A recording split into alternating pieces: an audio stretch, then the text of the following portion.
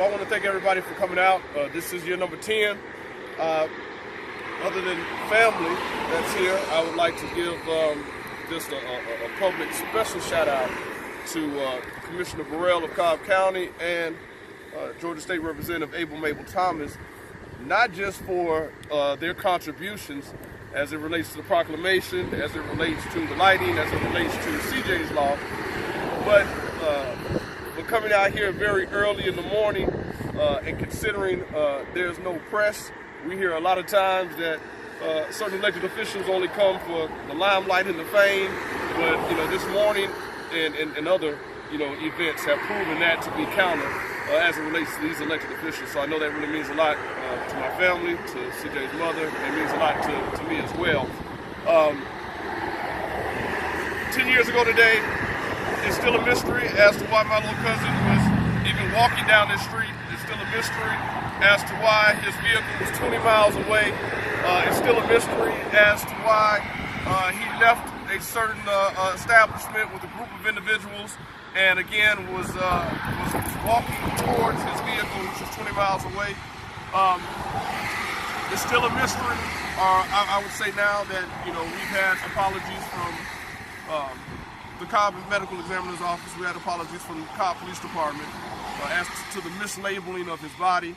I just want to make sure it's known too. This tragedy happened to my cousin, I believe, but 1 year before Commissioner Burrell was in office, and she had publicly stated that if she had known this, she would, have given us any aid that she possibly could, back then. I just want to make sure I'm noted because the proclamation, I think, does its best to give my family some type of pause on behalf of the county, but it's still a mystery. And I think for that reason, considering his mother's birthday was yesterday, that he was killed the day after his mother's birthday, this, will never give my family peace. So as Representative Mabel Thomas spoke, you see time and time again when you turn on the news that hit and run accidents are becoming the new thing. And I believe they're becoming the new thing because we're living in an age where smartphones are getting smarter, where cell phones are being accessed more. So for the first driver that hit my cousin and it's thought that he had broken limbs and possibly unconscious, man, shame on you, man. I mean, shame on you. To the second driver that stopped on top of my little cousin's body, even though they stopped, they were not charged. But I must say publicly, shame on you. And I say shame on you for simply not even reaching out to a third party to send your condolences. The truck towing the boat ultimately took CJ's life. The hitch and ball, being graphic, struck his head in a way where he was unrecognizable. I couldn't imagine, causing that type of tragedy and, cleared legally, but at least not sending my condolences, at least through an attorney, to the family. So, I mean, this has just been a horrific tragedy. My aunt will never live this down. My family will never live this down. But changing legislation in the state of Georgia, the proclamation on behalf of the county, the extra lighting is just a way for us to try to get some type of peace. So with that said, hopefully something will spark this individual to turn themselves in. I doubt it very seriously. So I just leave the shame on you, the shame on the second driver, and thankful to everybody that's come out in support of my cousin. Charlie Enrique Jones III, aka CJ.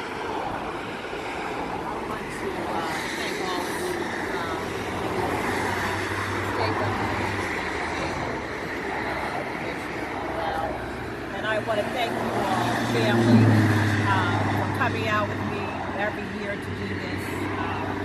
My heart is with you. I appreciate it so much, so much. And I want to read my letters, as I always do. My dearest CJ, I truly can't believe that you have been gone for 10 years. My heart still hurts. The pain is still very raw if I allow myself to really feel it. For my sanity, I tend to keep it bottled up, tucked in as much as I can, And then every anniversary, the wound opens up and bleeds heavily. I ask myself if what I do every year on this date is healthy for me. And yet, I still feel like I must do this. As your mother, at this time in my life, my heart says I must come here on this day in time to honor you.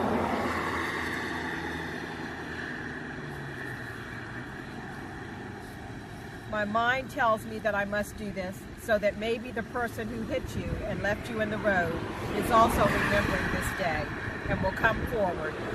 And that person and others who commit hit and runs can hear and see and maybe understand how their actions have caused unending pain and sorrow to families of their victims.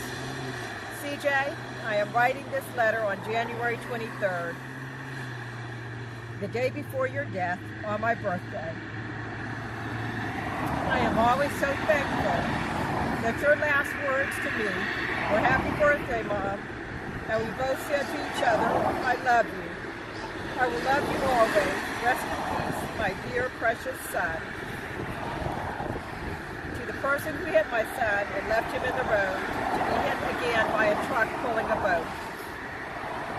Today marks the 10th anniversary that your actions and inaction caused the death of my then 23-year-old son. My pain is as deep today as it was the day I got the phone call from the police telling me that my son had been killed. I was at work and I fell to my knees, crying with the pain I had never felt before. I wonder if you felt any pain on that day, or if you feel it now. Do you think about what you did? Do you care?